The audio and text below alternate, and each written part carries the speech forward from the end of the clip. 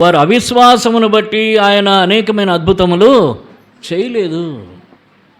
అవిశ్వాసాన్ని బట్టి అనేకమైన అద్భుతాలు చేయలేదు. అంటే మనకున్న పరిధులు, పరిమితులు ఇవన్నీ ఆలోచించుకుంటే మనం దేవుని ఆ శక్తిని అర్థం చేసుకోలేము. అర్థమైందా? మనకున్న పరిధి, పరిమితి ఇవన్నీ ఆధారం చేసుకొని దేవుని శక్తిని అర్థం చేసుకోలేము. దేవుని శక్తి అర్థం చేసుకోవాలంటే దేవుని మీద ఆధారపడాలి. మనకున్న దానిలో నుండి దీని మీద ఆధారపడకుండా దేవుని మీద ఆధారపడాలి. పేతురు నీళ్ళ మీద నడుస్తున్నాడు. నడుస్తుంటే గాలి వచ్చింది.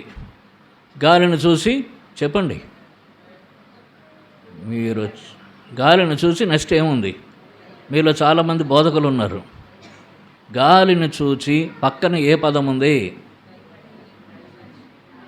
తీసి చదవండి. భయపడి, తర్వాత మునిగిపోసాగి, 3 పదాలను. గాలిని చూచి, భయపడి, మునిగిపోసాగి. గాలిని చూసి భయపడ్డాడు. ఎందుకు భయపడ్డాడు? అమ్మ గాలి వస్తుంది, నన్ను తోసేస్తుంది, పడిపోతాను. అది అంటే దేన్ని చూసాడు? ఇప్పుడు గాలిని చూసి తను తాను చూసుకున్నాడు. నడుస్తున్నది ఎవరిని బట్టి? తనను బట్టి కాదు, ప్రభువును బట్టి నడుస్తున్నాడు. ప్రభువు మాటను బట్టి, ప్రభు మాటకున్న శక్తిని బట్టి నడుస్తున్నాడు. ప్రభువా నీవే అయితే నేను కూడా నీళ్ళ మీద నడిచి వచ్చుటకు నాకు సెలవు ఇమ్మనగానే ప్రభు రమ్మనగానే నడవటం ప్రారంభించాడు. ప్రభువు రమ్ము అని అన్నాడు. ఆ మాటలో శక్తి ఉంది, అది నెరవేరుతోంది. ఆ మాటే ఆయన్ను నడిపిస్తోంది. విశ్వాసంతో నడుస్తున్నాడు, ఆ మాట మీద నమ్మకం ఉంచి. గాలి వచ్చింది ఎదురుగా.